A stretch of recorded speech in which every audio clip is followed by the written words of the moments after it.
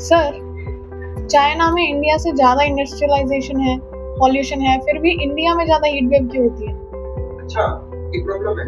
चलो आओ इस बात से। देखिए, हीट वेव का होना या बहुत ज्यादा गर्मी पड़ना, इसका रीजन ओनली पॉपुलेशन या इंडस्ट्रियलाइजेशन ही नहीं होता है। इसके अलावा बहुत सारे जियोग्राफिकल फैक्टर्स भी होते हैं जिसके कारण अपन समझ सकते हैं कि इंडिया में इस टाइम पे इतनी तेज हीट वेव कैसे हो रही है। यानी लगभग कुछ सिटीज में देखा जाए तो आज टेम्परेचर 49-50 डिग्री तक टच कर जाता है और वो कंडीशन चाइना में नहीं हो रही है। तो इसका रीजन ज्योग्राफी से हम समझते हैं। कुछ एक पॉइंट में आपको मैं मैप से क्लियर करता हूँ, आओ इसको देखते हैं। मैप अगर अपन मैप में इंडिया की लोकेशन अगर देखना चाहे तो इंडिया एक कर्क रेखा पर स्थित देश है, जहाँ पर ये जो अपना समर सीजन आता है उसके अंदर सनलाइट होती है, एकदम स्ट्रेट रहती है, तो इसके कारण बहुत ज्यादा गर्मी हो जाती है। साथ ही अगर हम चाइना की लोकेशन देखें तो चाइना के जो बड़े बड़े जो शहर है वो प्रशांत महासागर के किनारे पर स्थित है, जैसे शंघाई हो गए, बीजिंग हो गए। तो वहां पर क्या होता है, जो थोड़ा ठंडा मौसम रहता है, तो इस वजह से इतनी हीट वेव वहां पर असर नहीं कर पाती।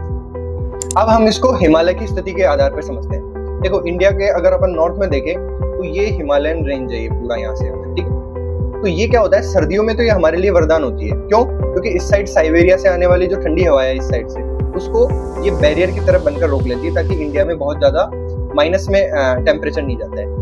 लेकिन गर्मियों में ये थोड़ी दिक्कत करती है। क्या करती है? देखो, जब ये नॉर्दर्न प्लेन्स है इंडिया के, अगर नॉर्दर्न प्लेन्स जब गर्म होंगे तो गर्म हवाएं इंडिया से बाहर जाने की कोशिश करेगी, तो यहाँ पे बैरियर के रूप में क्या आ जाएगा, ये हिमालय आ जाएगा।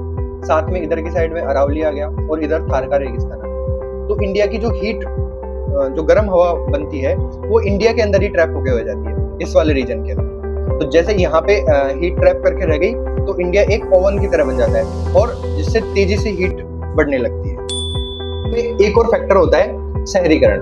देखो, इंडिया में जो शहरीकरण हुआ है वो बहुत तेजी से हुआ है, वो कोई प्लान मैनर में नहीं हुआ है। जबकि चाइना में जो शहरीकरण हुआ है वो एकदम प्लान तरीके से हुआ है।